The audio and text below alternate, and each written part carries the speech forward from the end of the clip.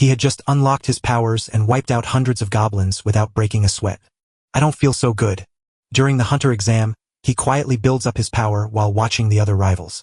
He wipes out an orc with such ease that the instructor instantly invites him to join the team. When facing the boss, he is the only one who can both protect the whole troop and take the boss down all by himself. They look up to him like he's the newest superstar rookie. Soon enough, everyone will be talking about him. He is so strong that his body is like a flawless masterpiece. And the most bizarre part is that he's the only one who grows stronger with every fight he wins. We are all on a mission to hunt down and kill the 12 hunters who called themselves gods and slaughtered every human being. He will make sure every single one of them pays for what they did. But things weren't always this way. Suddenly, in 2020, mysterious doorways popped up everywhere around the globe. Monsters began to seize control of everything in a flash. The gods picked humans to give them superpowers. And that is exactly how the hunters came to be. Among all the hunters, one stood out with an endless army led by a fearsome leader known as the Demon King. He was the only one who could grow stronger by hunting monsters. 12 hunters who pretended to be gods grew scared of the Demon King getting too strong, so they erased him from history. After declaring themselves to be gods, they built Eden. In this new age of hunters, anyone without powers was forced to become a slave. And so, a century slipped away, and now in a far-off village, a boy was training. His trainer pushed him to catch the eye of one of the sponsors. He sees a great future for the boy and knows he has a kind heart. He can even pull up his own list of items. That's a trick just for hunters to pull off. His master told the boy that hunters killed his parents and gave him the book they used to read to him when he was little, which told the scary stories about how bad those hunters were. He really wants to make a change, but after years of training with the bald guy, nothing has changed at all. He even believes that only the ones picked by the sky are truly meant to be hunters. But then his master slaps him hard, promising that he will become a hunter. The bald master asks if he lost the book, but of course he didn't, because it holds the only memory of his parents and the life story of the Demon King. People wish he were still here because the world would be a better place. Out of nowhere, a pair of eyes has them from a distance. The person says they found what they were looking for and immediately charges forward to attack. The bald master saw the attack would hit them both, so he shoved the boy into a tree and took the blow himself.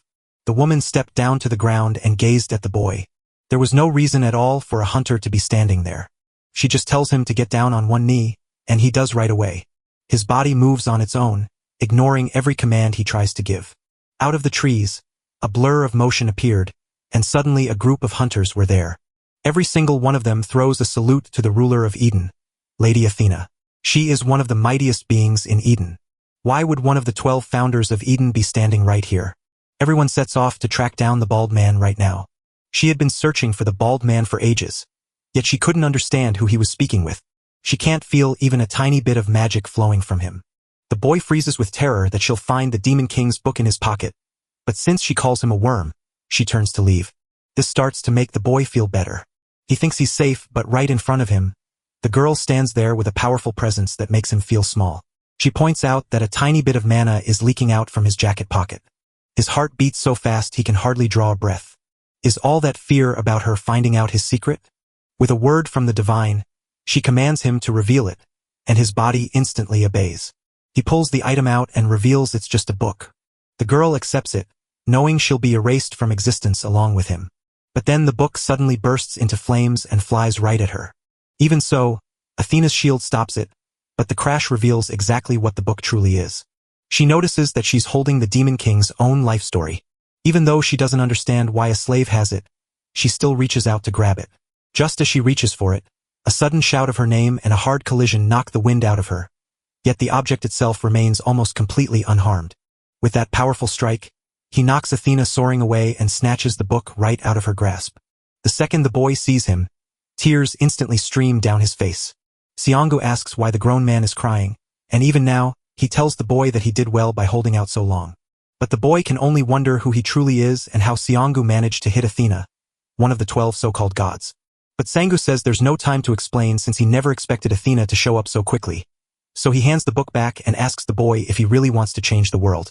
Then he reveals that hunters are slaughtering gods to rule over humans, leaving powerless people like the boy to live like livestock. With that, he asks him straight out, if you had the power to change the world, the kind held by the 12 sovereigns, would you really use it? Suddenly, Athena strikes out again, furious and screaming as she rushes forward with all her might. Xianggu tells the boy he must make a choice right now, for he cannot hold off Athena for much longer. Staring at the danger, the boy finally speaks his true heart, saying, "Yes, I want to change the world if I can." Hearing that, Xianggu gives a faint smile and drives his sword into the boy's chest. The boy freezes in shock as Xianggu says, "If you meet me there, be kind to me, even though I just stabbed you in the heart." And suddenly both the sword and the boy start glowing. His body falls apart as he screams, "Handle!" before vanishing into white light, leaving behind a message that says, "The contract is done. The sky of apocalypse now backs you." Then the scene shifts, and the boy is whisked away to a new place. He stands on the rocky mountainside with not a scratch on him. He was stabbed but has no wound on his chest, and he can't figure out how that happened. He also felt different and stronger because that strange voice promised to back him up. So he starts to wonder if he's become a hunter. He glances around, searching for a clue to tell him where he is. Now the very air around him hums with the same strange energy that pulses inside his own body. That convinces him he's trapped inside a dungeon gate until the sound of footsteps suddenly echoes around him. He dives behind a rock to catch a peek at what's coming. The noise came from a goblin, proving for sure that he is hiding inside the gate dungeon. Even though goblins are the weakest monsters, they can still kill you. Some people even call them beginner hunter killers because their sharp smell and hearing let them hunt in packs. Knowing he can't easily defeat the monster, the boy hides and prays for it to leave, but luck is not with him. The goblin picks up his smell and begins the hunt. Now he stands at a crossroads where he must either fight back or face his end. He remembers what taught him and wonders if those moves will actually work. Yet he must try, so he snatches up a stone and hurls it at the goblin. That hard hit steals its focus for a split second. He dashes in, snatches the weapon from the goblin's grip, and swiftly beheads the creature with a sharp chop. With his head flying off, the boy just stands there, wide-eyed and frozen in shock. He just wanted to knock it out and grab its weapon. That makes him wonder if his new power is truly right. Did he truly turn into a hunter? Then another message shows up, and the sky of the apocalypse seems to be watching you. That startles him because the sky that signals the apocalypse is the same entity that funded the Demon King. Then suddenly, a whole horde of goblins bursts into view. Clad in armor and weapons, they rush at him with eyes full of hunger for blood. The sight shakes him to his core. And at the very back stands the goblin chieftain, the dungeon boss. Realizing that, he blurts out that it's over, admitting that he just woke up and has no chance of beating this. Just before surrendering, he remembers something. He remembers the town where Athena struck him, the vow he gave Xiangyu, and the future his mentor believed he could save. That drive pushes him to keep going. He grits his teeth, swearing he won't die here until he has torn this rotten world apart. He steadies himself for the fight, knowing the apocalypse watches and this is his only shot to earn a sponsor. A new message pops up, saying the apocalypse's sky is being riled up by his spirit. Then the fight starts, and with his mind made up, he lunges into the crowd, slicing through them one by one. Goblins surround him from all sides, but his sharp blade cuts through them as quickly as they attack. Soon enough, he gains a new power. As the battle reaches its fiercest moment, he recalls Xiangyu once calling him a genius. He keeps getting stronger and standing up even after getting hurt, until the only one left to face is the goblin chieftain. But the boss won't let him catch his breath, so before he can finish talking, the monster crashes into him with all its might, and he only just manages to block the blow. Even if it's only a goblin, it counts as a boss monster that usually takes a C-rank hunter to take down. A fresh-faced hunter, ranked lowly as F or maybe even E, wonders if he can truly win. Just as his will begins to waver, he spots a spear nearby, snatches it up instantly and declares, he's betting his life on this, which seems to reach his sponsor and bring forth more messages as the apocalyptic sky cheers on his choice, supporting him further by granting him authority over fire. His power surges back, and since he wields the Demon King's own spear, the weapon he knows best, his fear begins to fade. As fire races down the spear, the boy throws himself at the giant goblin leader, who rushes back just in time to be struck with such force that a massive hole tears through the boss's body, leveling him up even as the burning spear shatters in his hands. Still, he survived, gasped that he had made it, only to collapse from exhaustion a moment later.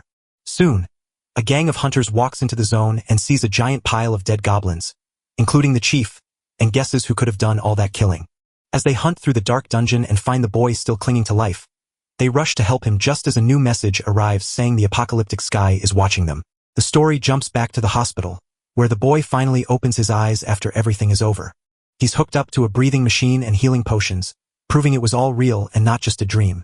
He was truly attacked by Athena, stabbed by Xiangyu, and tossed into a dungeon gate where he had to fight his way through an entire goblin army and its terrifying boss. He suddenly sat up, wondering if the hunters had saved him after clearing the gate. The nurse rushes to tell him not to move and asks how he is feeling. She says that hunters from the Lee Guild found him and saved his life by bringing him here, because he wouldn't have survived without them. But one strange detail messes with his mind. A man named Lee Guild. The nurse nodded and told him the wounds were quite severe. She tells him to rest because someone from the association will be there soon. Then she heads for the door. Still feeling uneasy, he stops her just before she walks away. He asks just one last question. The nurse, thinking his memory is still fuzzy, gives a plain answer instead of saying what year it is. It is 2022, a year that leaves him wide-eyed with shock, for he was not even born a century ago. For him, 2020 was the year the gates first showed up. By 2022, the special hunters were just starting to emerge. In this age of heroes, he recalls his last conversation with Saidangu, who warned that hunters would soon call themselves gods and treat ordinary people like cattle. For him, this is his moment to shine. Suddenly, he tears away the machines holding him down and leaps out of bed. This time is different because back then, folks needed a choice from Eden to become hunters, while now sponsors are busy creating new players. Even when the nurse tells him not to move, he insists he's fine and asks for the bathroom. So she points the way and he walks in only to discover he's in a different body. He has grown so tall and strong that he looks like a real giant now. Even though some of his old traits are still there, he insists he looks like someone entirely new. Suddenly, a voice calls to him from behind. Kim Soo-young from the association steps up to ask him some questions. Kim sits down and says he must figure out what happened, then asks how the boy is doing. Once he was brought in, the association looked for his records, but because he didn't belong to this time, they found nothing at all. He claims his memory is foggy, which makes sense since the nurse already said so, and he only shares two little details. At just 23 years old, he is Lee Jong-yong. It wasn't truly his name, but it was the only one that popped into his head. The Demon King's name feels like it's become one with his own, and he just shrugs, saying he has no clue why. He says he has no memory of anything else. Kim asks what happened inside the gate, and Lee Jong-yong says the only thing he remembers hearing was a voice promising to sponsor him, which shocks Kim. He suggests that Lee Jong-yong is likely a hunter, a special person chosen by powerful spirits, and asks if he knows anything about them. Kim thanks him for his help and promises that the association will reach out to him again. Before Kim goes, she bows and tells him things are messy, but now he's someone important in this world. He also asks for Lee Jong-yong's help in the future if he can get it. Once Kim was gone, Lee Jong-yong stayed in the hospital room and watched him, thinking he seemed like a good person. Alone at last, he checks his status window. He explained that this was the Demon King's greatest power, the very thing that made the 12 heroes afraid of him and allowed him to grow far stronger than any other hunter. That's why they went to great lengths to wipe every memory of him from Eden. The Demon King wasn't just a normal hunter. He was a player in the game, a hunter who gets stronger every time he uses his own power. Now Lee Jong-yong says he's a player too, and later the same nurse cheers him on for becoming a hunter, to which he thanks her but wonders if it's truly such a big deal. She says, "It's true. Becoming a hunter feels like winning the lottery, where even the weakest hunters can earn more than normal folks, and they're not just fighting monsters. They can forge mighty weapons, guard the wealthy, or face the harsh truth that those left behind lose even their basic rights. A fate Lee Jong-yong knows too well. Despite that, he wears a frown and questions if there's truly anything worth celebrating." The nurse then hands him a bag of clothes Kim left behind because his own were ruined. She claps him on the back for getting out of the hospital, and he's off. As he steps outside and takes in the sprawling city, he realizes this is truly the age of heroes, a place where a man like him, once powerless and unwelcome, is now finally allowed to walk among them. Now the city feels calm and alive, but then Kim Woo-young steps up behind him and calls out. He invites Lee Jong-yong to join their group so they can officially sign his name and find him a place to live. Kim says that cases like his are very rare. He also congratulated him, noting that Lee Jong-yong started his hunter journey at the rare C rank, a status granted to only a few in Korea. Kim urges him to jump in the car, promising to explain everything later once they are registered. So Lee Jong-yong agrees and climbs in. They reach the Hunter Association. Most awakened hunters end up ranked E or F, while those who score higher are seen as promising and watched very closely. That even includes Lee Jong-yong, and once the paperwork is done, they escort him to his assigned lodging. Kim leads him to the spot and pulls open the door. Lee Jong-yong stood frozen, utterly shocked by what he saw. He tears up from being overwhelmed, and when Kim asks if he likes it, Lee Jong-yong quickly thanks him and says he loves it. For him, this huge day finally made him a hunter, feeling just like owning a home for the first time. Kim then mentions that someone wants to meet him. That cold shiver raced through Lee Jong-yong in an instant. With no one to ask around, he grabs Kim and demands to know who it is. Kim, surprised by the reaction, says it was the Lee Guild's master who saved him. And while the master wants to meet him, Kim adds that he can say no if he wants to. Lee Jong-yong nods and says yes instantly. Not long after, he runs into the guild master who just happens to be Shanggu. Lee Jong-yong didn't mean to look at his bald head, but the true shock was realizing he was already so old in this new life. He never thought he would find someone who really cared about him. Jonggu asks if they've met before, noting that Lee Jong-yong's face looks strangely familiar. To keep the charade going, Lee Jong-yong claims he has no recollection because he lost his memories the moment he woke up. He bows low and thanks Sanggu for saving his life. Xianggu isn't just any man. He is the hero meant to shut down endless gates and rescue everyone. The hero who was thought to be dead in Lee Yonggi's original timeline. That night, Lee Jang-yong lay in bed, slowly getting used to his new body. So, this is real, yet something feels off because even though the body has changed, those old marks are still in the exact same spots. He taps open his status window and reads the message once more. Forgotten as the strongest and most unique hunter, now known as the Demon King and a player, I wonder how I gained such power, and since the sky of apocalypse chose me, what fate awaits the true Demon King? Lee Jong-yong stands silent with no answer, because he still knows far too little about what is happening. All he knows is that he has jumped back in time and found a new, powerful ability inside himself. He says he finally found the strength to change the whole world. A few days later, the Hunter Association put on a training session to teach the brand new hunters how to fight. Lee Jong-yong is there as well, dozing off quietly in the corner. Then a man in a black suit stepped forward to introduce himself as Bei Sang-soo, telling everyone he would lead the tutorial. The class erupts in chaos, baffled why a B-rank hunter like Bei Sang-soo would bother teaching beginners.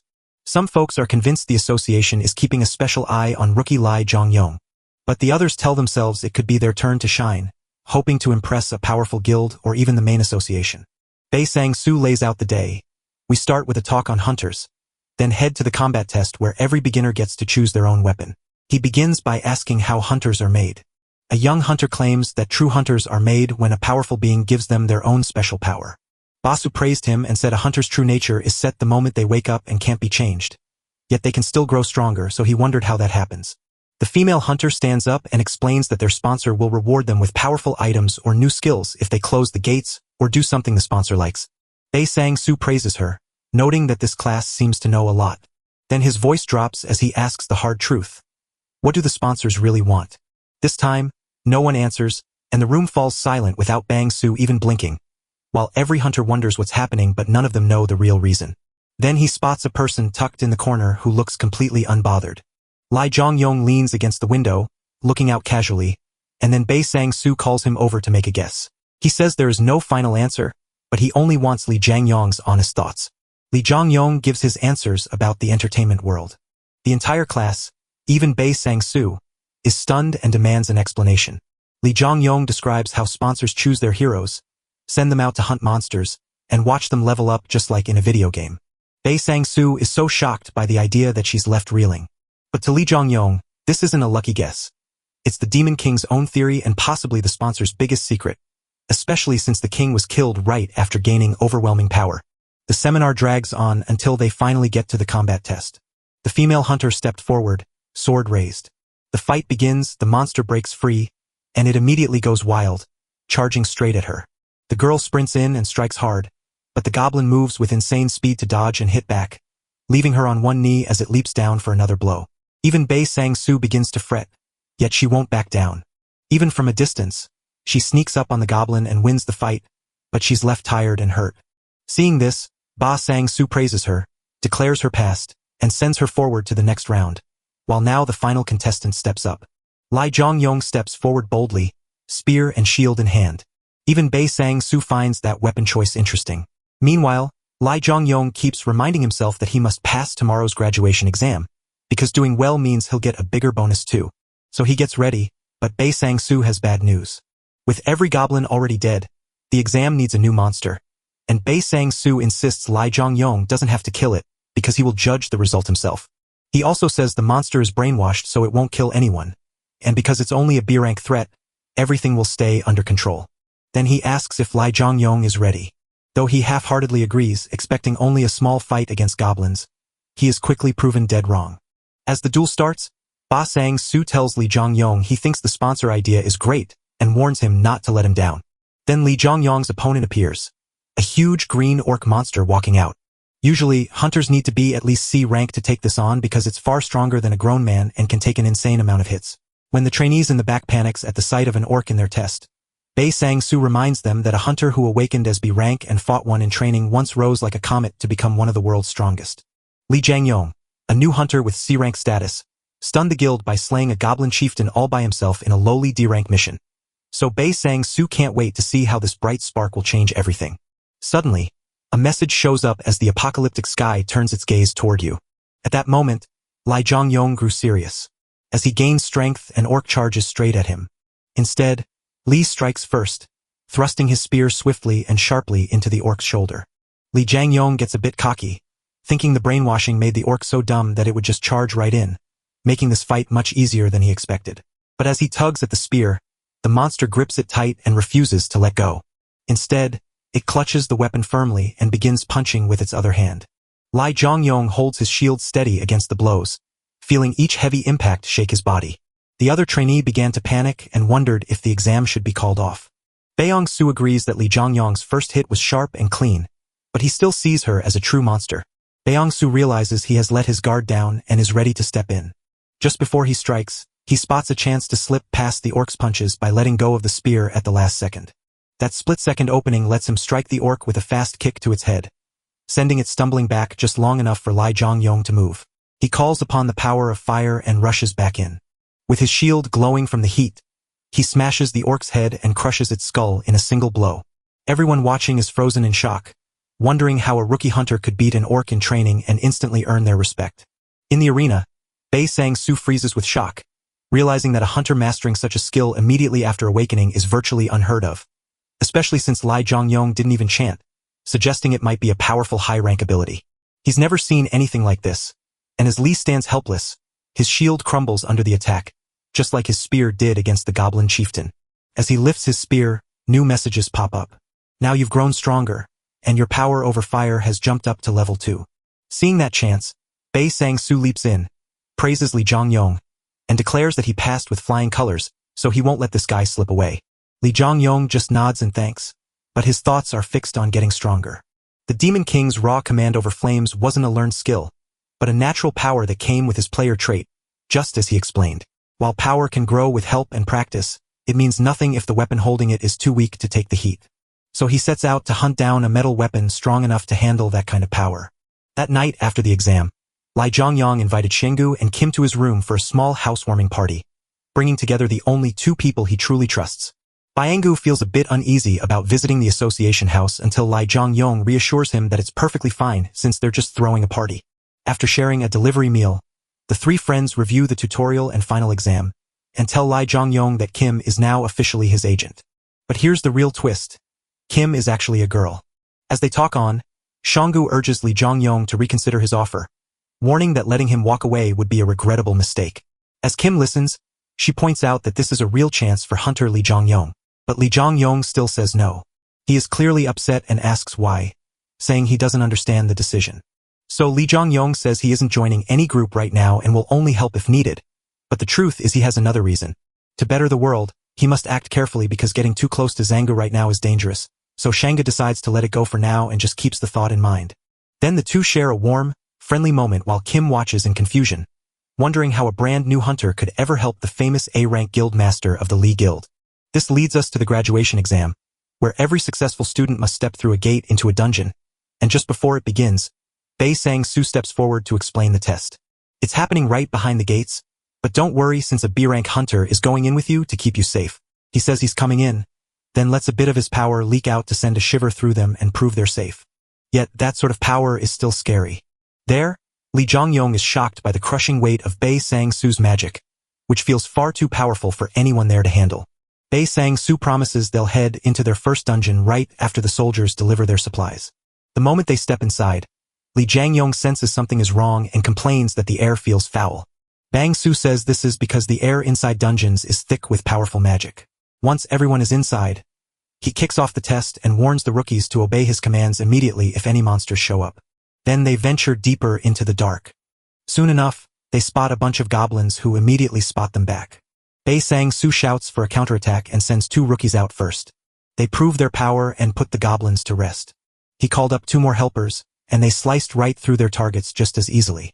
After that, he calls for Lee Jong-yong, who leaps forward with astonishing speed. Even the others were so shocked by his speed that they couldn't help but shout about it. Lee Jang-yong dashes forward and slashes through several goblins with fast, sharp blows. It looks just like the dungeon he cleared before. Bodies hit the ground one after another. Before anyone could react, he wiped the entire group out, leaving everyone frozen in shock.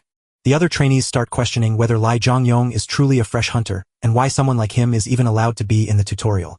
Bang-soo praises Lee Jong-yang's amazing weapon skills, saying they are just as strong as a B-rank hunter like him, and he regrets that Iniv let such talent walk away, so he now wants to have him on his side no matter what.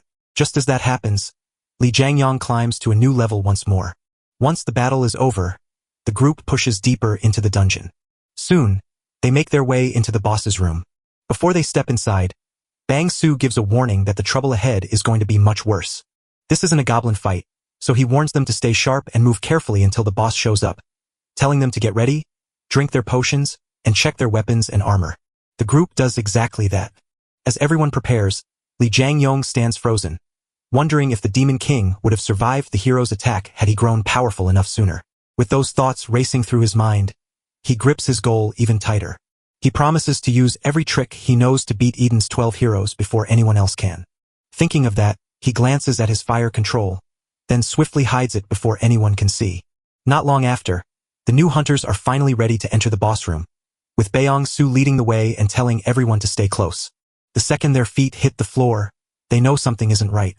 A huge wave of magic crashes down on them, filling everyone with fear and panic. Bang-soo screams for everyone to run back to the gate for safety, but a terrifying monster is already waiting there to block their escape. Even though it stays hidden in the shadows, it shoots a fast stream of fiery balls at the hunters running away. Bei Sang-soo stands right in the crosshairs while the rookies trail behind him. The blow is coming right now, and if he slips away, the new recruits will get hit instead. In that split second, Bei Sang-soo shows he is one of the association's top hunters by planting his feet and unleashing his Viper's Fang skill. With a swift move, he blocks the strike to save himself and the hunters behind him. And when the smoke settles, Bei Sang-soo is still on his feet with his daggers ready. He admits the blast was so powerful that even he couldn't stop it all. He turns to check on the others and feels relieved to see that Lee Jong-yong has blocked the rest of the attack. Sang-soo praised him, but Lee Jong-yong said the praise was right because Bang-soo had stopped most of the bad stuff. Then a brand new message pops up. The Sky of Apocalypse demands that you put an end to the Goblin Archmage. A goblin sorcerer floats in the air with glowing blood-red eyes.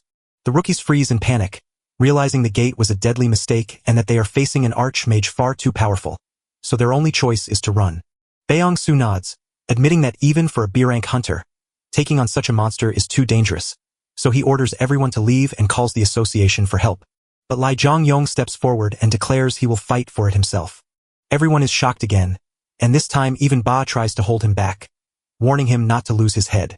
He knows Lee Jong-yong has slain goblins and even an orc, but this is a whole different kind of fight. The Archmage doesn't rely on strength, instead throwing out powerful spells that can stand up to even the strongest B-rank hunters. Lee Jong already knows all about the monster and how to crush it. He explains that the monsters in the tutorial are meant for new hunters and asks for a chance to fight them. Bei Sang-soo agrees with a reluctant sigh, unable to figure out where Bei Sang-soo's total confidence is coming from. Yet, Lee Jong-yong steps forward, and the battle erupts. Suddenly, the Archmage unleashes a storm of fireballs, but Lee Jong-yong brushes them aside as if they were nothing more than gentle rain. The others can't believe a newcomer stopped such a fierce attack, but Bei Sang-soo reveals he didn't block it. He took the hit inside him, leaving them utterly bewildered. While the fight rages on, Lee Jong-yong dashes forward to strike, but the Archmage stays just out of his reach. Before he can get near, a massive wall of fire shoots up and blocks his path completely. The crowd thinks Lee Jong-yong is doomed because the goblin is safely attacking from afar with magic, but the Archmage is making a dangerous mistake by underestimating him. While the monster grins cruelly from the shadows, Lee Jong-yong wields his power over fire to command the flames to tear themselves apart. Right then, the wall swings open a way through. Bei Sang-soo can't believe his eyes at what he's seeing. As the crowd freezes in shock, Lee Jong-yong steps forward to end it. With his fire, he closes in while the Archmage tries to hold back by raising a barrier, but it shatters instantly against Li Zhongyang's power. He rushes forward with a rapid barrage of hits and brings the Archmage down. The fight ends, and his teammates stare in shock, asking if he really did it before finally accepting it and calling him a super rookie. Soon, another message pops up. The Sky of Apocalypse is so impressed by your amazing performance that they are giving you a sponsor to help you clear the mission. This catches Li Zhongyang completely off guard. Then the message reveals that he's been given a chance to call forth an avatar. After finally exhaling, Li Zhongyang reveals that he has found the secret power that made the Demon King so strong. Later at the Hunter Association, Bei Sang-soo meets the president, an old man with an eye patch, who asks if their meeting is about the strange thing that happened to him. Bei Sang-soo stands there and confirms it. He thinks Li Zhongyang might be even more amazing than Chi-woo. The president hears how much he praises the rookie and realizes the boy must be special, so he asks just how far Li Zhongyang's potential can take him. Bei Sang-soo tells the president that the boy might help him reach his goal, which makes him very happy. So he looks up at the moon and says he wants to meet the boy soon. Earlier that day, as Li Zhongyang and his friends were leaving the dungeon, he ran into Xianggu and Kim. Kim admits she felt uneasy when the gate suddenly jumped from E rank to B rank, while Li Zhongyang just looked perfectly fine. Then Xianggu asks if he received a job offer from the group. Li Zhongyang just nods in agreement. Deep in the dungeon, in a memory from the past, Beong-su asked him to join the group. Hearing that, the other rookies were shocked, but Li Zhongyang quickly apologized and turned them down, saying he doesn't plan to join any group right now. After hearing that, Beong-su is confused but eventually accepts the answer, realizing that while Li Zhongyang's advice will help him grow faster, it means he can no longer keep his secret hidden. Also, there's a dangerous person hiding in our group. He knows he must stay away from that person and avoid meeting him no matter what happens. Then, a flash of the president's face appears in his memory, but back in the moment, Xianggu asks what he eats, and Li Zhongyang, unsure, shouts cup ramen, only for Xianggu to instantly pivot and ask if he prefers meat. At that, Li Zhongyang starts drooling and eagerly says yes. So, he is pulled away to join the celebration and feast on meat. Later that night, Li Zhongyang returns to his room for a long shower while sorting through his thoughts, realizing he is growing stronger and faster than anyone expected, only to check his status window and discover he has already leveled up to 11 and that the Apocalypse Sky has granted him the rare ability to sponsor an avatar. While normal hunters can't summon avatars and even most of the 12 heroes can't, the Demon King's power lets Li Zhongyang call forth monsters like the Bone Dragon, Brog, and Cabarrus. He can't help but wonder if the old Demon King will soon send him the same summons, since everything else has matched so perfectly up to now. Even though the system warned him that the Sky of Apocalypse would only let him try this once, Li Zhongyang didn't hesitate and instantly called his avatar. He shouts summon, and a blue glow wraps around him as his eyes turn red. Early the next morning, someone came to see Li Zhongyang. Kim is there to congratulate him, showing off a news story about a new C-rank rookie who entered a B-rank gate and beat the boss all by herself.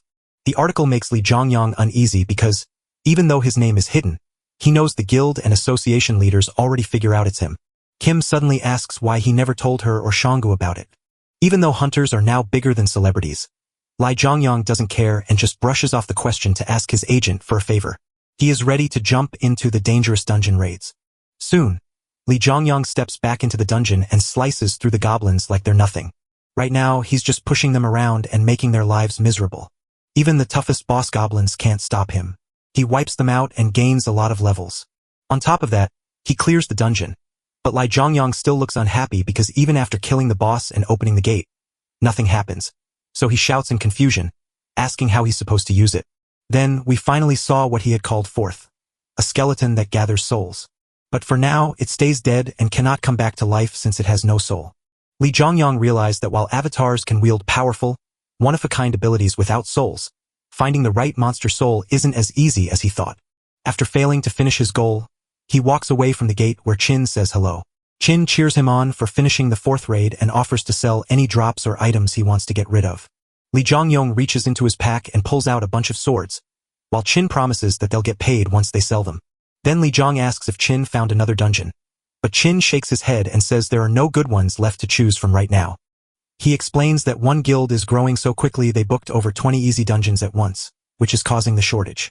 When Li Zhongyang hears this in shock, Chin explains that the association usually wouldn't let it happen, but they made an exception since the gates were already open, and then Li Zhongyang realizes the guild master is Quyang's son and learns that this man now runs the North Army Guild after Li Zhongyang used to be the top rookie.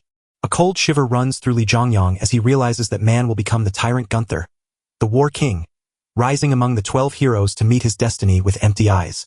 Gunther looked down at the angry crowd on a rainy day, ignoring his man's warning that the protest was getting violent. To him, ordinary folks are nothing but ants he crushes and then watches scurry away. Deep down, he believes they owe him their lives just for letting them breathe.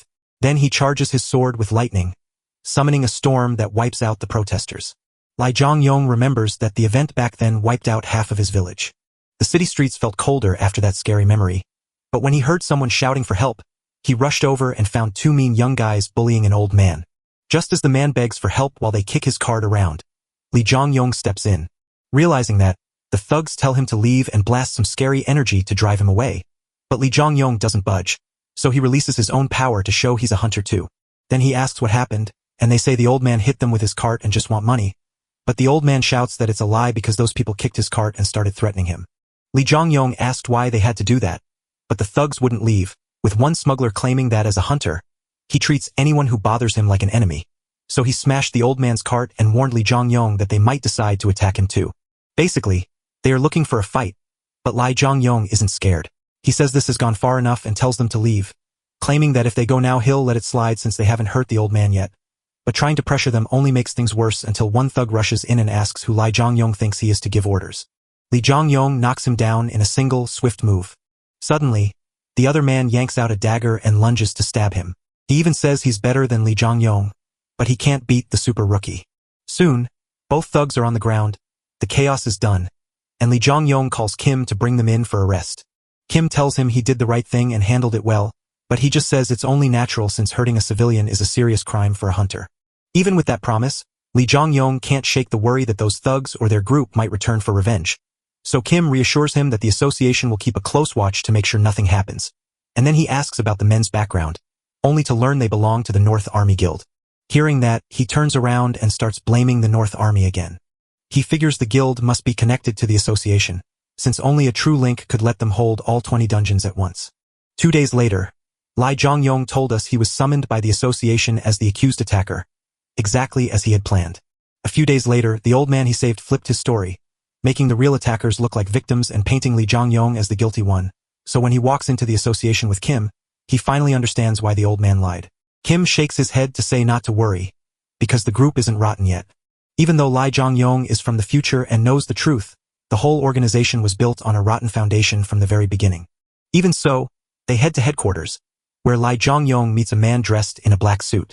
The man reviews the case and asks if Lee Jongyong threatened the old man, Lee Mansu, to lie about the North Army attackers. But Lee Jongyong insists he was actually protecting him, though the man doubts him and decides to bring Lee Mansu in for questioning anyway. When he finally gets there, he looks away from Lee Jongyong and won't meet his eyes. Seeing how nervous he was, Lee Jongyong told him to just speak his truth. So the old man did, only for Lee Jongyong to then threaten him. Once he finishes speaking, he gets up to walk away, but Lee Jongyong sees the sadness on his face. The man, weeping and helpless, is forced to betray the very person who once saved him. Then the man in the suit turns back to Lee Jongyong and asks what he has to say. Lee Jongyong stays quiet and simply tosses his phone onto the table. Their video proof shows he spoke the truth. He had captured the whole fight on camera. That proof gets him out. But as he heads for the door, he realizes his plan will only make the old man's punishment much worse. He grits his teeth and curses himself, still feeling that he isn't strong enough. As he storms out of the office, furious at the people behind all of this, he spots Zangu and Kim waiting for him. Then, the old man popped up out of nowhere. The old man drops to his knees and asks Lee Jongyong for forgiveness. He says those men threatened his granddaughter and he had no way to fight back. Kim snapped, demanding to know why he only now chose to speak the truth. The old man admitted he had no choice but to act when his granddaughter was in danger. Yet he couldn't shake the guilt, so he came back to apologize. Shangu tells him not to worry and says he will go home, promising as guild master that he will protect the granddaughter. Meanwhile, Lee Jongyong stood there burning with rage, his habit of recording everything born from years of unfair treatment. Suddenly, a surge of magic hits him, making him spin around. He peeks to see who it is and finds that it's someone important. Choi Yongsung leads the North Army Guild. Choi walks over and admits he had no idea the Lee Guild Master was so close to the super rookie. Kim jumps in surprise, realizing no one should have known that, and she worries the group might have secretly shared Lee Jongyong's private secrets. Choi reaches out a hand to shake and says hello. She smiles and takes it back. Then the air gets tense and warns us to look out. If Choi doesn't want to make enemies of both the guy and the super rookie, he should stop drawing attention. Xiangu grips the hand a little tighter. The pressure forces Choi to pull his hand back instantly. But Zangu wasn't finished. He corrected himself, noting that Choi wasn't even worth calling an enemy, so he'd better act well if he wants to stay alive. A few days later, Kim and Lee Jongyong meet up at a coffee shop called Starcats. Kim is so angry that she can't believe a hunter can hurt a normal person and just walk away with a small fine. For Lee Jongyong, it was just normal back then. Even though hunters rarely get punished now, he still asked about the old man's fate. Kim explains that lying in testimony is a serious crime, but because Lee Jongyong showed mercy and the North Army Guild admitted fault after the video, the old man only got a warning instead of harsher punishment. Lee Jongyong guessed Xiangu must have made the deal happen and asked what the North Army Guild thought about it. For now, they've held their silence. But Lee Jongyong knows this isn't the end of the story. He knows the cold, sneaky butcher Gunther will become a war king, and that since Gunther always settles debts, Lee Jongyong knows revenge is coming. So he asks her to keep an eye on the North Army Guild and she agrees. Unlike her, Lee Jongyong isn't calm at all. He says that paying people back is his rule, and later, Lee Jongyong heads to Seong to ask for help. He invites Xiangu to join a raid, leaving her surprised. Lee Jongyong calls this gate a top-tier challenge and can't wait to battle alongside his friend. Xiangu smiled and gave him a thank you. Then the rest of the team arrives, and Lee Jongyong knows them all. Zangu brings Cho Choliyong and Lee Hang-soo forward, the very people who rescued him when he first landed in this new time. After so long apart, Lee Jongyong steps forward, says hello, and introduces himself once more. As they step toward the gate, he realizes he doesn't know anyone there, which makes sense since Heimdall and the Lee Guild were wiped from history along with the Demon King. Soon the C-rank raid begins with everyone lining up for it. Far away at the North Army Guild headquarters, Vice Guild Master Cho Yong-soo is raging, demanding to know why they let Xiangu and Lee Jongyong disrespect others when their expansion is so important, warning that such behavior could ruin their reputation.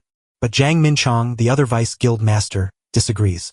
He argues the guild needs to settle its internal troubles first, since this whole mess started with them losing control of their own people.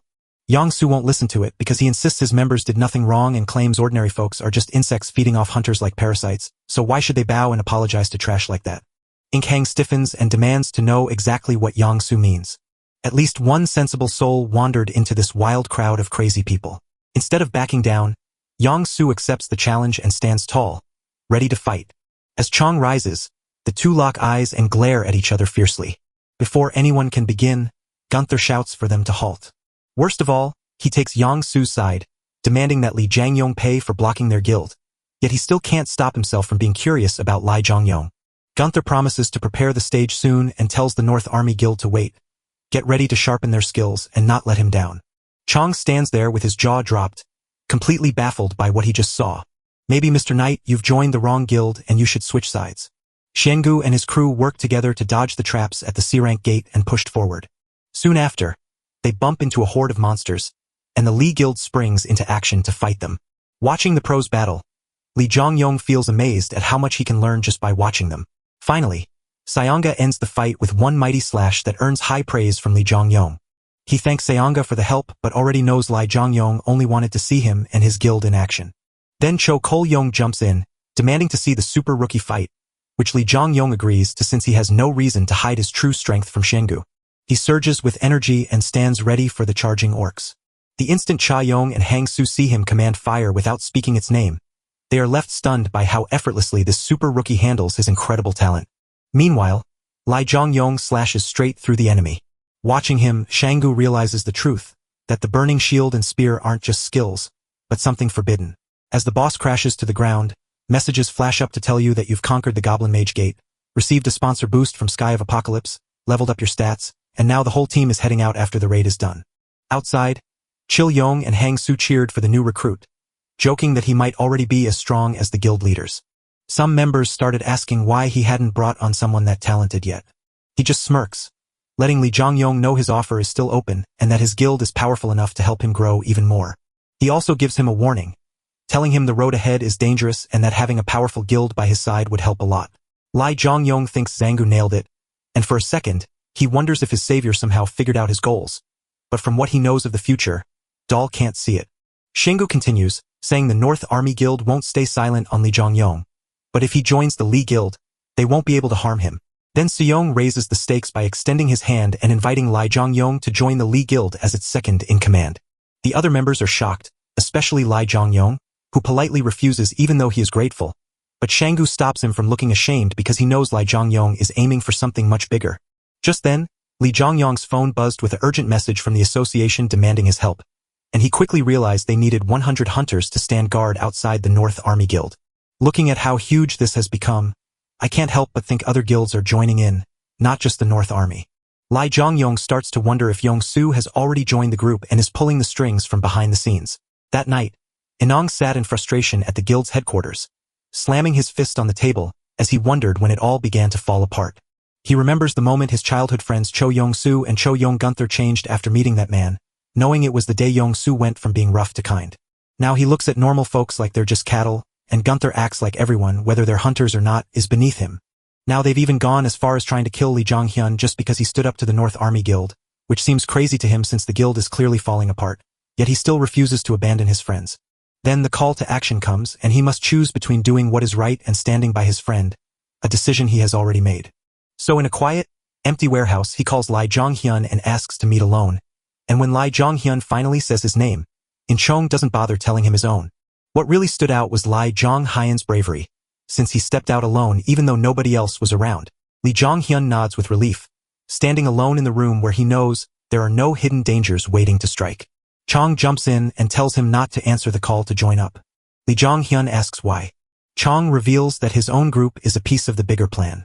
Lee Jong-hyun might not know it yet, but hunters like the vicious Gunther, who is so scary that meeting him on the street is already a nightmare, become even more terrifying once you're trapped inside a gate.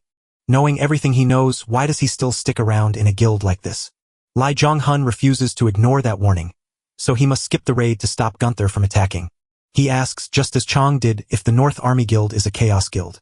Most sponsors are kind, but some are cruel and evil, sending their heroes on deadly quests that can mean murder or even mass slaughter. The groups made up of hunters who serve those strange beings are known as chaos guilds.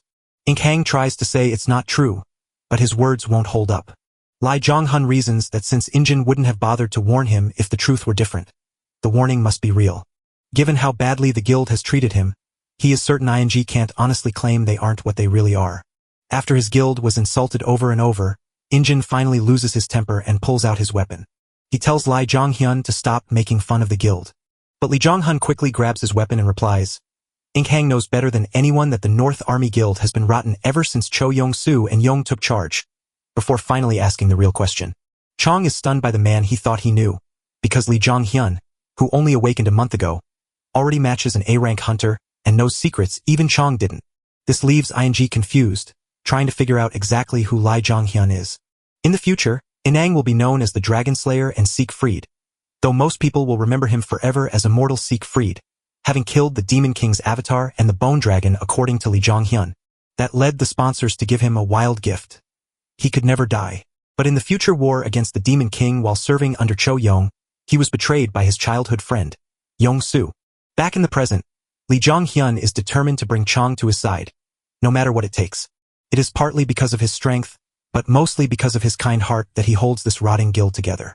The next day, Lee Jong-hyun returns to his usual work, sweeping the land clean of all the dead. But by the end, his spear turns to dust in his hand. Ever since his power grew, normal weapons have barely been able to scratch him, and these strange attacks keep getting worse by the day. Before the call to arms begins, he must first find a new weapon. He steps into the busy city and walks right up to the blacksmith's shop. Walking there feels like you've stepped back into the Middle Ages.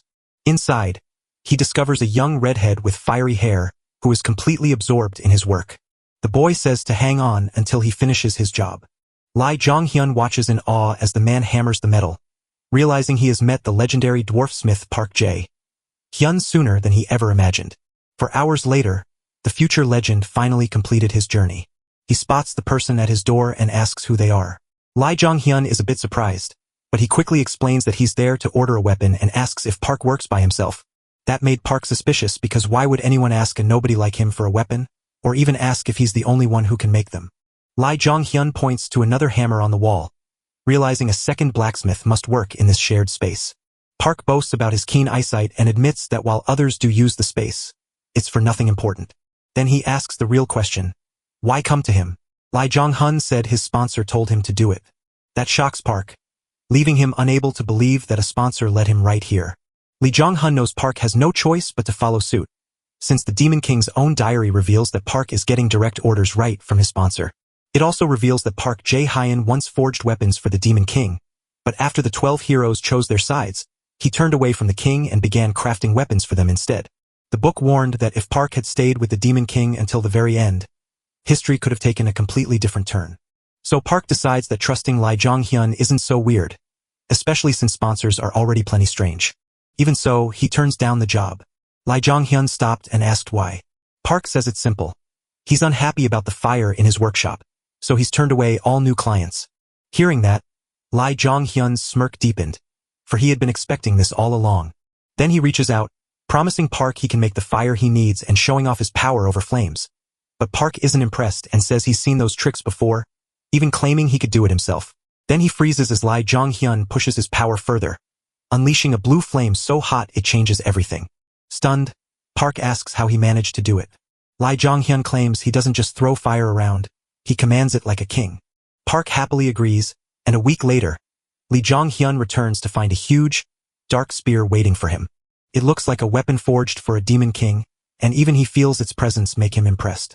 Park admitted he couldn't make the shield Lee Jong-hyun wanted all by himself, but he did forge the spear and packed it with fire powers just as Lee asked. He says this is the most he can do right now, and even that amazing limit is way beyond what normal hunters can handle. Lee Jong-hyun looked at his status card and realized he had found a one-of-a-kind weapon. Monsters mostly drop simple or uncommon gear, famous blacksmiths can only make super rare items, and getting unique gear is nearly impossible unless a sponsor gives it to you. And to make things even cooler, this spear gets stronger the more he uses it, so he might never have to carry another weapon again. Just as the spear looks perfect, Park says it's not quite done yet. Since his normal partner isn't around, he asks Lee Jong-yong to return later, so that Park can keep the spear getting stronger whenever the weapon is brought in. Lee Jong-yong gives thanks and bows, thrilled at the chance to work together again soon. Then Park spots the soul-collecting avatar and asks if Lee Jong-yong got it from his sponsor, too, because that sponsor looks nothing like a normal person. He adds that the avatar feels wrong and says Lee Jong-yong is probably using it all wrong. That made Lee Jong-yong glance down at his bracelet. He says he already had a feeling, and if Park is right, then thinking over those words, he decides he probably won't be able to summon his avatar until the gate mobilization ends. Even though he didn't expect it, he found a brand new, one-of-a-kind weapon, and as he pulled it from his bag, he began to wonder if he could actually win, knowing that his only real hope was in Chong, who wouldn't be joining him yet. Even if the autobiography was correct and Injin would eventually become his ally, he began training harder, declaring that with only 2 weeks left before the gate mobilization, all he needed to do was get stronger, right when a pack of monsters charged at him. Lee Jong-yong bolts straight back. Knowing that hunting monsters will make him stronger, he pushes through without a single wink of sleep because 2 weeks simply isn't enough time. And just like that, 2 weeks vanish in a flash, leaving Gundar at the North Army Guild HQ to speak to his people. As soon as the message shows up, the ruler of Riverside turns his attention to you. He starts speaking and declares that everything is ready, promising that after today, the North Army Guild will finally rise. Starting from here, they will make their name known all across Korea, and soon the entire world will know them too. Gundar unleashes his powerful aura to get everyone pumped up. Chong feels the surge of power and realizes Gundar has finally hit peak rank strength. Kayongu is equally amazed, realizing everything is unfolding exactly as planned, and that they have truly met the requirements to become a hero. After showing off his strength, Gun shouts that today the world will quake at the name of the North Army Guild. As the cheering blue crowd looks strangely empty, Gundar's head whispers that while he's not my favorite, the guy sure makes for a wicked villain who just wants to be king. Kim leads Lee Jang-yong to the place where they need to meet. As they travel, she asks him if he's truly going. She warns him that he could die and tells him the Northern Army is far worse than he believes. She tells how a guild vanished inside a gate with the North Army, and since no one came out, Lee Jong-yong is certain the enemy did it. Kim hits the brakes hard and brings the car to a sudden stop. Then she starts screaming at him. Even with all he knows, he keeps moving forward. She insists the group values Lee Jong-yong's life above everything else, begging him not to go because they would never punish him for backing out. Watching her look like that, Lee Jong-yong can't help but give a small, knowing smirk. He tells Kim he knew no goal mattered more than survival, and he never signed up for this mess on a whim. He's got a plan to show those guys exactly how much a human life is worth. When they finish talking, they walk up to where the other hunters are already waiting. The press is also there, hunting for a huge story to boost this YouTube channel. But Shungu is right there too, and seeing him, Lee Jongyong steps up to ask why he came after the League Guild was already turned down for the raid.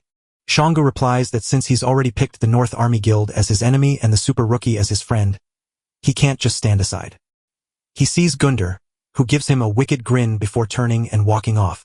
Shanu rushes to hold Lee Jongyong back, but he knows his efforts will be useless. He warns him that Gunder is way stronger than anyone realizes. Even though the group officially ranks him as B, he has secretly climbed to a rank, and since Lee Jongyong already knows this, there's not much they can do about it. He praises Lee Jongyong's growth and sits on a bench saying he wants to keep watching him grow and will wait right there until he returns, which sounds like a huge waste of time to Lee Jongyong. So he asks why. Seongu replies simply, "If you don't come out, I won't let the North Army Guild leave, and I have to give credit to that bald man. He's truly badass." Hearing that, even Lee Jongyong is taken aback, claiming that Gangu must be crazy for thinking he can wipe out an entire guild all by himself. But then an announcement declares the raid is starting and tells everyone to do their final checks and get ready. Lee Jongyong waves goodbye to Shingu and steps up to join the line.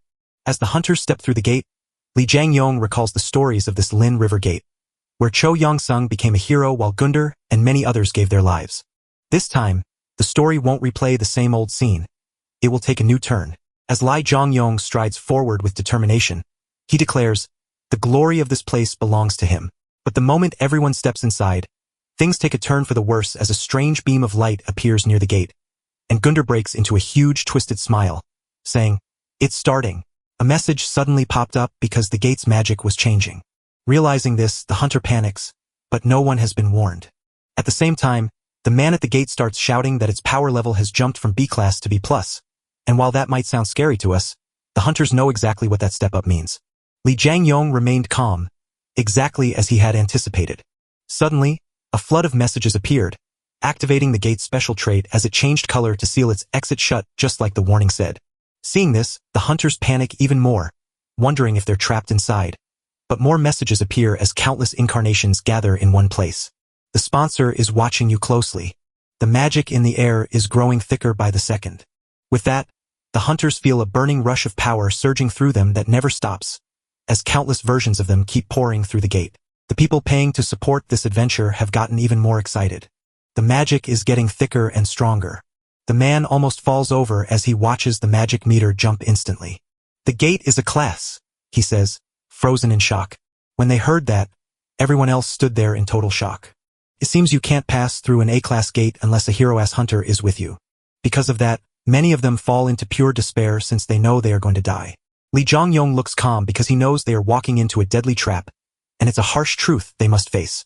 He also keeps a close eye on Gunder, Yong-soo, and In Changang. They're calm because Lee Jongyong knows they expected this whole stage was built just for them. Finally, a message arrives saying the wave is coming soon. Gunnar steps forward and asks everyone to take a deep breath and settle down. He admits he gets it and claims the sudden jump in difficulty has shaken him too, but he's lying. And anyway, he reminds us that gates have always been unpredictable. Accidents can strike at any moment, but the real victory is refusing to let despair take over. They must survive, but I, Cho Yanjen of the North Army Guild, will cut a path through this gate alongside you, he says. Then, a scary warning pops up saying the ruler of the riverside is trying to take over the whole area. Suddenly, the hunters glow blue once more, their eyes dull, but still shouting support for Gunder's hollow words, as they claim survival is everything and gear up for the attack. Gunder's rule over Riverside made his leadership and his troops 3 times stronger. But then the sky of apocalypse pushed back against his force control in a way he never saw coming. With the sky turning a gloomy, end-of-the-world color, Lee Jongyong stays calm while everyone else gets tricked by Gunther. Yet he is still shocked to see how easily Gunther can command such a huge crowd. While Gunther and his men stay mounted, Yang-tu asks to join the fight, but Gunther refuses, reminding him that their mysterious ally warned the gate's waves will last a long time, so they must save the North Army Guild's strength for later. Yang-tu stands frozen, unable to believe the words coming from his brother's mouth. But Gunther presses on, insisting they'll follow the plan and shield the guild's true strength by sacrificing the foolish raiders instead, which makes Yang-tu uneasy and wonder if his brother really means to let them all die. Gunther isn't satisfied with the fight. He needs survivors to tell the tale once they escape, so he orders the whole North Army Guild to hold their fire until he gives the word. Yingu still isn't convinced, pointing out that Gunther's influence won't last if the North Army Guild keeps hiding and lets the other hunters realize the truth too quickly. Gunther admits that's his plan. He'll send the weakest people forward like a shield, just enough to look innocent. Yang Tu can hardly believe his ears. Gunther catches Li Zhongyong staring right at him. Seeing that look, Gunther knows Li Zhongyong has figured him out, so he rushes to get rid of him fast. He whistles for Inch, his faithful dog, to come running.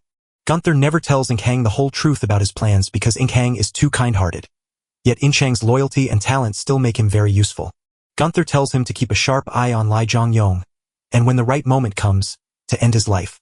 Changgang is shocked, but Gunther insists it's all for the good of the North Army Guild. Finally, Inkhang gives his agreement. The wave begins to rise, and the hunters stand ready.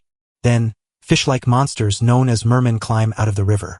The hunters relax and rush in, thinking this easy fight is no big deal, but Li Zhongyong warns them right away that even weak monsters can kill you if you get careless. They're battling right next to the river, and that makes all the difference. Just a second later, the mermen spit out powerful jets of water that smash right through the front line. Li Zhongyong shouts for his men to drag the hurt men back and stand their ground. Even so, he chooses to hold his ground for the moment and not throw himself into the fray. He must take a moment to scan the battlefield before moving. Then something happened that he never expected. Gunther shouts at his men to rush forward and crush the enemy. As the North Army moves forward, Li Zhongyong is left baffled to find Gunther already pulling his own guild members into the fight. With Gunther leading the charge, the North Army pushes forward and the other hunters follow. But even against weak mermen they begin to crumble, with a single blow knocking a hunter down hard enough to need medical care. From a distance, Li Zhongyong spots Gunther's plan before it starts. Gunther only sent his guild's weakest fighters to calm the others and get them charging. They're sacrificial lambs, but Li Zhongyong thinks this is better than the worst nightmare he imagined. So, he draws his weapon and braces himself for the battle ahead. Chong watches Li Zhongyong move and remembers their last conversation. He knew Li Zhongyong was right. The North Army Guild is rotting from the inside, and if this goes on, hunters and guild members will keep dying. Then he recalls Gunther's command and the trust placed in him, making him pause once more. Perhaps the guild master has a grander scheme, but before he can figure it out, chaos erupts on the battlefield. The other hunters stare in shock as Li Zhongyong steps forward and begins tearing through the monsters with his fiery power. His blade slices through merman after merman, sending their bodies falling to the ground one by one. In moments, he wipes out countless enemies, bringing the hunters huge relief as someone this strong fights for them. Even though most don't know his true identity yet, even Chong is left speechless by what he sees. He thought Li Zhongyong was just a step ahead of him only 10 days ago, so has the guy finally broken through his own limits? Soon, messages pop up saying the wave has paused for now. A break starts, where some sponsors cheer on their hunters while others secretly aid the enemy. Li Zhongyong receives a new message from the Sky of Apocalypse, which is thrilled with how well he did. His numbers triple, he shoots up in levels, earns the title Merman Hunter, and there's even more to come. Despite being completely worn out, he sees more sponsors stepping forward, including the Guardian of the Long Lance and the Symbol of the Sphere who both want to back him. As the King of the Wetlands shows his anger, Li Zhongyong feels shocked and starts to wonder if he can find many powerful sponsors just like the strongest heroes. But the Sky of Apocalypse loathes that idea. It quickly drives everyone else away, breaking Li Zhongyong's dreams. Just as he spoke, the other hunters rushed forward, demanding to know his name, his guild, and where he came from. He keeps his true identity hidden, warning them that the fight isn't over and that many more waves are coming. So they must stay sharp to survive this deadly A-rank gate. The hunters agree and take this chance to rest and get their strength back. As they return to their groups, Li Zhongyong looks back to see Gunther staring at him with pure fury. Li Zhongyong smiles a little because he expected Gunther to try and save the hunters, but Li Zhongyong is ready to ruin that plan so the hunters will pick him instead. He checks his progress and finds he's already reached level 24. Even with the deadly gate looming ahead, he feels excited because he believes it will push him to level 30 and set the stage for his growth. If he plays his cards right, those hunters might just start chasing him, too. Soon the waves rise again, but by the fourth one, the hunters manage to clear them. Even Li Zhongyong looks exhausted by that time. The rest of them are in pretty bad shape, too. This time, for people lose their lives. That leaves everyone wondering if any of them will actually get out alive. Li Zhongyong is furious because he wanted no deaths, a dream that never could be reality. So he channels his rage toward Gunther and the North Army Guild. He shouts at them, asking why they still aren't fighting for real. The hunters know the big group is just resting in the back to save its strength, so they aren't going to make the same mistake twice. The rest of the group stands behind him, noting that not a single soldier from the North Army has been hurt or lost their life. Li Jiangyong tells Gunther to actually start fighting or admit he's just going to watch while others die for him. Gunther is so mad that his entire plan is starting to fall apart. His plan to toss away parts to ride the waves has been found out. Even the lowest-ranked guild members have figured they were just bait, and now they're getting restless. Gunther is burning with rage, feeling like this bastard is stealing the one opening meant just for him. Still, he chooses to keep things moving forward for the moment and watch how things turn out. Even after everything he's witnessed, he feels there is still a huge distance between himself and Li Jiangyong. Li Jiangyong has been fighting the whole time until he is worn out. Not long after, the fifth wave starts. This time, a mid-boss rises from the water too. A gigantic water monster appears that the hunters don't know how to fight, and right away, it shoots a huge stream of water at them. Li Jiangyong screams for everyone to duck just in time, leaving them with nothing but a huge new hole in the ground. When they saw that power, the hunters began to panic. Even so, they keep trying to fight back. The hunters shoot their arrows, but the tips just sail right through the water golem like it isn't even there. Even the brave soldiers at the front can't harm it. Now everyone is stuck wondering how they can defeat a monster that won't even flinch when you hit it. Then Li Jiangyong steps forward, spear in hand and authority strong. He leaps into the air and bonks the golem right on the nose. This time, he actually takes a hit. The hunters are shocked that he can hurt what they can't touch, making them wonder who he really is, but Li Jiangyong calmly explains the trick. Since the gate is overflowing with magic, they should stop holding back and instead pour that power directly into their weapons. An archer recalls that low-rank hunters can't do that, but she tries it anyway. To her surprise, she quickly learns how to do it and shoots at the water golem. This time her arrow actually hurts, so her friends finally feel brave and rush back in to attack. Li Jiangyong watches as the golem takes slow bites from the hits, but he knows these strikes won't be enough to kill a monster this strong. But he still has one final trick up his sleeve. He pours fire into his spear and thrusts it straight for Golem's chest. To destroy the creature, he must shatter the magic heart within, but since the moment isn't right yet, he waits patiently for the perfect chance to strike. Before long, the water giant readies another blast as everyone scrambles to get out of the way. For Li Jiangyong, this is his perfect moment, with the target laid bare and his chance right in front of him. He hurls his spear with all his might, and it hits Golem in a heartbeat. The monster is taken completely by surprise when the spear hits its chest and breaks the heart right open. After Li Jiangyong defeats the mid-boss and the flood of messages arrives, several sponsors finally take notice. Some look on in total amazement, while others keep their eyes locked on a single version. Then Li Jiangyong yanks his spear back, and it zips through the air right back to his hand like a boomerang. He casually mentions that a new skill called Return appeared when his spear spell leveled up, leaving the other hunters shocked until one of them recalls a rumor about a mysterious hunter who fights with a long spear and shield. The new monster, the super rookie, stood right before them as the hunters faced their biggest threat yet. The crowd roars with excitement, guessing that Li Jiangyong is either a powerful rank or already a legendary hero, and for the first time, they feel safe believing he can lead them to victory and keep them all alive. While Li Jiangyong kept checking his messages, he leveled up again, collected rewards for slaying the golem like a water gem, and earned the title of the one who defeated the water golem. And on top of that, the dark sky of the apocalypse turns its smile upon him, making him even stronger. Soon, other sponsors took notice of Li Jiangyong, and his heart raced with the thrilling dream that he might just become a hero with many backers. Just like before, the apocalypse sky turned angry and forced everyone else to step back, looking like someone was pretty jealous. That makes Li Jiangyong so mad he'd drop his current sponsor, except the special player trade is just too powerful. Then he recalls how the Demon King 2 also turned down all sponsor offers until the very end, making him realize just how insanely powerful the Demon King became while stuck with the same limits, which fills him with even more respect. Meanwhile, Gunther is reaching his limit watching Li Jiangyong get so strong in such a short time. Gunther used to think he was barely an ordinary guy, but now he looks like he's almost ready to join the elite A-rank heroes. That thought drives Gunther crazy, so he roars out Li Jiangyong's name with pure anger. Then Inang steps up behind him and says, "We have to move now." He realizes this wasn't Gunther's plan, so he refuses to stand by and watch more people die. Gunther attacks him in a rage, but Inang stands her ground and says that if their plan fails, they just need to make a new one and act. He also urges Gunther to quit. Gunther knows exactly what he means, so stop trying to kill Li Jiangyong. He turns red with rage, calling it nonsense and refusing to lose to a newbie, because he built the North Army and will rise to become a hunter who saves the world.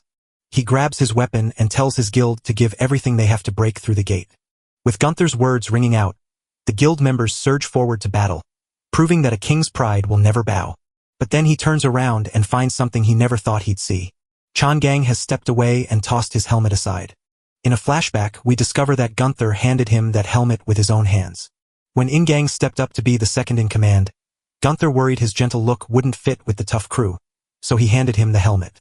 From that day on, it stood as proof of Chang's loyalty to Gunther. Gunther, convinced the dog is attacking its owner, smashes the helmet flat with his foot. He turns to watch his soldiers march forward, knowing they are walking straight into danger. Out on the battlefield, the North Army hunters finally step up to prove they've got the strength to back it up. They rush forward and quickly slice at the mermen, brimming with pride as they unleash their strength. But standing next to Li Zhangyong, they look like nothing compared to him.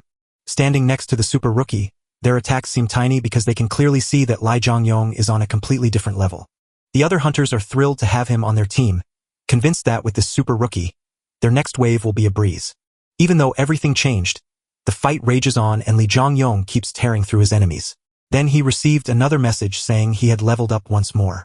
He grins and explains that even though he looks like he's burning out, he's actually getting stronger and healing with every level he gains. Just as a merman lunges from behind to ambush him, a warning voice shouts out to save his life. Li Zhangyong wipes out the enemy instantly. Then a white-haired girl steps forward to warn him to keep an eye out for trouble. Li Zhangyong sneers with sarcasm before revealing that the girl standing there is actually the feared A-rank hunter Zhang Hojin, who happens to be a he/him, or rather a she/her. After that, he quickly darts away from ING and jumps back into the fight. That makes Chang feel sad, wondering if Li Zhangyong is disappointed in her. Even so, she won't just stand there any longer. She promises to do her best and leaps into the battle, eager to prove to Li Zhangyong that she left the guild to protect others. Finally, the 9th wave stops, but the price we paid is terrible. Dead people and wounded warriors lie around while others beg for potions or healers, clutching their injured friends. Even Li Zhangyong is stunned, calling the scene hell, as more than half of the 100 soldiers who arrived are now dead. And when he tells Gang he's fine, angry North Army members jump in to call Gang a traitor and trash. They even threaten her, daring to see if she survives the raid, which leaves Gang lowering her head in pain. Li Zhangyong was shocked that they treated her so cruelly, especially since she used to be the vice guild master. Yet this lawless group that killed without hesitation always saw her sense of justice as a serious problem. Once those scumbags are gone, Li Zhangyong asks if she regrets standing by his side. Now that she has turned her back on the North Army and the friends she grew up with, Inch says she left exactly because she still cares about them and can't just watch them walk down the wrong path. Li Zhangyong warns that Gundar won't take this lying down, but she's already stepped up for the fight. Suddenly, a message flashes for everyone. The final wave has begun, and the Lin Rivergate boss has arrived. The river worm appears, and the ground suddenly shakes so hard that every hunter turns to look at the river in fear. Suddenly, a huge thing breaks through the water. It's so massive that people seem to think the river itself is standing up. But the river worm, a giant worm-like monster, is so huge and strong that it crushes the hunters' nerves. Most of them freeze, too scared to move or speak, unable to picture how anyone could ever kill such a thing. Even Li Zhangyong is shocked by the boss's massive size, but Hang standing next to him believes the North Army, or more likely Guildmaster Cho Yongsung, must have a way to kill it. Li Zhangyong is surprised and explains that the mysterious person helping Gunther from behind likely gave him something to help him with this mission. So, Gunther must have a secret plan to handle the boss. Before hunting the river worm, the North Army must first wipe out the other hunters so no one stops Gunther from clearing the gate all by himself. They turn and spot the Northern Army forces with Cho Yongsung, and Chong immediately orders Li Zhangyong to prepare. The other hunters stare in shock, wondering if they are really about to turn on each other right now. Hearing that, Inong speaks up to reveal that the North Army Guild is just using everyone here for their own gain, planning to kill everyone else, clear the gate all by themselves and take all the credit. She steps forward and declares herself Jang Chong, the former vice leader of the North Army, promising to strike right away and telling anyone who doubts her to step back and watch, because once she and Li Zhangyong fall, the rest will be next. Watching her stand her ground in such a moment, Li Zhangyong is truly impressed, knowing that is exactly what you'd expect from a dragon slayer who grows stronger the tougher things get. Chong steps forward, bracing herself to face them. After listening to her, the other hunters decided to fight alongside her, preferring to face their end together rather than die alone. As both sides power up, Gunther just grins, calling their fight pointless. He says nothing will change, and the North Army Guild's plan will move forward just as before. Gunther lifts his weapon high and bellows the name of the beast. It works just like a command, and the river worm begins sucking up the river water. Once it's full, it shoots the water high into the air, turning the battlefield into a storm of rain. Li Jiangyong instantly understands that Gunther twisted the river worm to turn the battle in his own favor. He stares straight at Gunther. He knows Gunther dreams of becoming the raid's hero, the War King. As Li Jiang prepares to battle, he worries that the strength he earned today without rest might not be enough to save him. Gunther looks back and remarks on Li Jiangyang's odd fire that refuses to die down even in the pouring rain. After waiting so long, Li Jiangyang finally steps forward to fight. There's no other way than to stand our ground and face him. But Gunther isn't an easy opponent to beat. He stops the attack, but something feels wrong because Li Jiangyang's control of fire is burning Gunther even without a direct strike. The instant he spots it, Li Jiangyong smiles and unleashes a relentless storm of attacks on the weakness he has finally found. Gunther tries to hold his ground, but Li Jiangyong seizes the chance and knocks him back with a powerful punch. As Gunther flies backward and his body shakes in disbelief, he can't believe it that a rookie is beating him even though they're fighting by the river where his powerful abilities should be strongest. Li Jiangyong tells him that when he first walked through the gate, he was truly weak. Gunther snaps and wonders if a sponsor gave him a massive boost in just a few minutes. Li Jiangyong said no, so while Gunther hid at the back with his men, he stayed right at the front line and grew stronger by hunting monsters. Gunther only gets more puzzled by this and asks what is meant. Li Jiangyong says that even if he tried to explain, Gunther wouldn't understand, so it doesn't matter since he's going to die here anyway. Li Jiangyong stands up to fight again, but Gunther knows he can't win this battle head-on. He commands the river worm to guard him, and it swiftly darts back and forth between them. Gunther laughs at Li Jiangyang's sudden arrogance, reminding him that the power he received from that mysterious figure is far beyond anything Li can imagine, and he vows to teach him a lesson while showing the world how great that person truly is. But the worm strikes so fast that Li Jiangyong is caught off guard, realizing the monster guards Gunther just like it would its own baby. Li Jiangyong spots his moment to act just as the worm creeps up behind Gunther. Without wasting a second, he bursts forward at top speed and catches Gunther by surprise. Over at the battlefield, Inang and Yang Tu are fighting right in the middle of all the chaos. Neither side is holding back. They're both trying to kill the other. As the dust billows from their fight, Yang Zhu darts forward through the haze.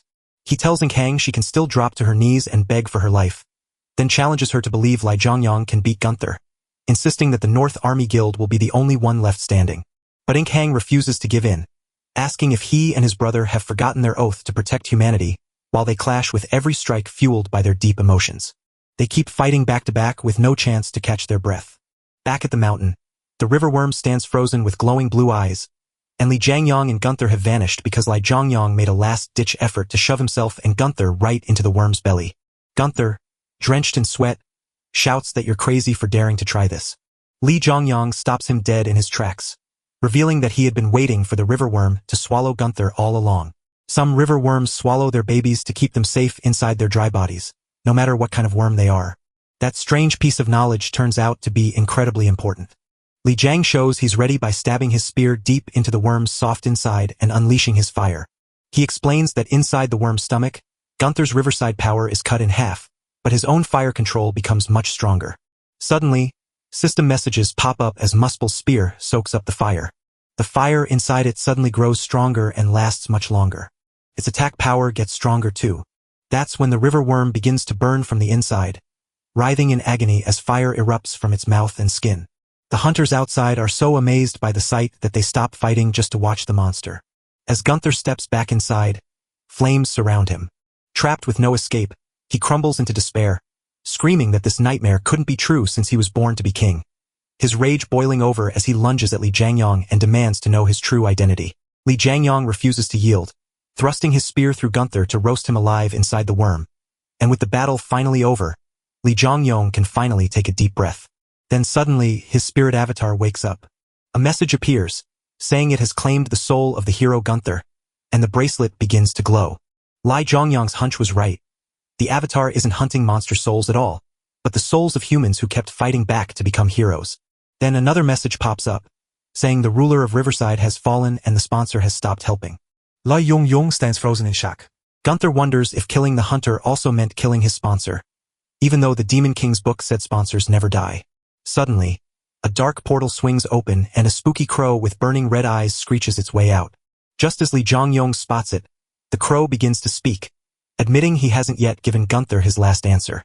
That makes him stop in his tracks, realizing for the first time that the hunter he just killed was a person, not a monster. He knows he's walking the path of a demon king, not a peaceful man, but to change this world, he'll bear any shame or sin and go even further than one. Then he answers the crow by calling himself the demon god. As the sky turns dark with the promise of an apocalypse and the crow caws with delight, it tells him his answer was strange but exciting, and that their paths will cross again very soon. Then it departs, and Lai Zhongyang orders it to tell its master everything. Before long, the river worm passes away as well. That sparks a fresh wave of messages. Their greatest legacy was the life-giving power of water, earned by their legendary hunt for the river worm and their ultimate victory over the wild river. He gains power but then falls over, still burning inside. The hunters stop fighting and stare at the dead monster, waiting to see who is still alive. Lai Zhongyang emerges from the fog as the victor, sending the crowd into a frenzy of cheers. But not everyone feels the joy. In Chong shouts a warning as Karang Su rushes over in anger over his brother's loss. He leaps down and attacks Li Zhongyang in a blind rage, screaming that the man ruined his brother and destroyed all their plans and hard work. The strike was so powerful that Lai Zhongyang was forced to step back. But as Yang Su swings again, Lai Zhongyang sees his chance and strikes back. He crashes his shield into Yang Su's belly and sends the man flying. So Yengu slams into the cliff wall, but he doesn't stop and keeps pushing forward. He tries to get up and fight again, but Lai Zhongyang blocks him and thrusts his spear straight at Yang Su's head. Finally, Yang Su realizes he is seconds away from dying and stops moving. As Li Zhongyang speaks, he says hunters were given power to protect humanity in this crisis. So people like Yengu and his brother who prey on weak civilians don't deserve to be called hunters at all. Yang Su burns with rage, yet the flaming spear at his throat keeps him frozen, and Li Zhongyang has seen enough of this bloodshed today. He refuses to spill more useless blood and walks away, leaving Yang Su to live with regret. But Yang Su stays the same and sees Li Zhongyang's turning back as his opening to grab a weapon from his bag and try to stab him from behind. Just as the strike is about to hit, Inong steps in and slashes Yang Su with one swift cut. Finally, the evil brothers got their just reward, but the man they once called a friend cut him down, leaving him to ask how it could happen before he fell and bled out. The soul-collecting avatar pulls another hero's soul inside itself. While Li Zhongyang asks Inkang if she is okay, she looks clearly like she isn't. She cries out that she could have stopped Gunther and Yang Su before this tragedy hit, but Li Zhongyang gently reminds her that she isn't like those two, so their sins are not hers to carry. Even so, Chong refuses to believe she has given up. She promises to never hold a sword again and to live with deep regret for the North Army Guild's crimes. She turns and walks away, leaving Li Zhongyang feeling deep inside that her words have truly shaken him. He suspects she might quit, but he refuses to let her stay broken forever, so for now he can only watch. When it's finally over, the hunters who made it out walk toward the gate, where a sea of reporters and cameras is waiting for them. While the association guards hold the crowd back, reporters spot that Gunther and Yang Su have vanished. They also spot the few North Army Guild members left standing in the back, which proves the man in front must have led the raid. With his face and name still a mystery, his victory becomes a huge sensation that sends everyone shouting questions about what happened inside and who led them to win. Right before Xianggu walks up behind Li Zhongyang and places a hand on his shoulder. He shouts to the reporters that this man is the long-rumored C-rank super rookie, sending them into a frenzy since it is his first public appearance and the famous Li Guild leader Xianggu clearly knows him. Yet, Xianggu isn't finished, claiming the hunters only just crawled back from a nightmare and need time to recover. He said that we should all respect those who survived and remember the brave ones who never came back. His words bring the crowd to their feet in applause, offering the hunters a brief moment of comfort. But there is nothing truly worth celebrating. At that gate, 110 people stepped through, but only 39 made it out alive, leaving a heavy sadness on Li Zhongyang's face. Far away, the black crow he saw inside the gate shows up right here on Earth. So the crow flies back to its master, the man with the eye patch, who is happy to see his friend Hyo Jin return, and then shares everything it learned about Lai Zhongyang. He knew the river worm was being managed and that they planned to make Gunther a hero. It adds that Lai Zhongyang gets tougher by hunting monsters and even dares to call himself the demon god. After hearing that, the man with the eye patch decides to meet the survivors of the Lin Rivergate himself to learn exactly what happened. So he tells his assistant to make it happen. But that isn't the only thing he says. He insists the North Army Guild is useless and must be wiped out immediately. So the assistant agrees to take care of it via the news while Inkang heads over to the old headquarters. The moment she steps inside, the past rushes back to her. She recalls the crowded place and Gunther's voice, and now the silence makes her look visibly sad. She confesses that she's had enough of hunting. Then, a group of old guild friends steps up to greet her. They told her she hadn't done anything wrong, but Yang Su and Gunther just paid for their own bad choices. But they don't just stop there. Everyone drops to their knees, begging her not to quit. One father vows to live honestly and pay for his guild's crimes, but Kayan tells him that isn't his burden to carry. As the guild's final captain, she insists that the punishment belongs to her, not to them. But the former members push back, insisting there is something she still doesn't know. One of them admits they are murderers and Qian is shocked. Somewhere else, Shingu meets Lai Zhongyong for a soda, and while they sip, he wonders if letting reporters interview him after the raid was a mistake. Lai Zhongyong says no, claiming it only made him more famous. Since then, Lai Zhongyong has become a superstar, which makes perfect sense because a rookie suddenly clearing a special gate from B rank to A rank is completely unheard of. Now his name is on every newspaper and TV screen, with the whole town talking about how this former C rank hunter became an A rank hero and calling him the ultimate underdog. But Zangu feels that title belongs to someone who truly stands for the people, not him. Lai Zhongyong just laughed it off, saying a title like that doesn't fit a hunter who stands alone without a faction. Even so, Shingu feels grateful that his interference didn't backfire on his friend, but then the atmosphere suddenly changes. Li Zhongyong realizes it's time to take the next step, so he asks how Shangu knew.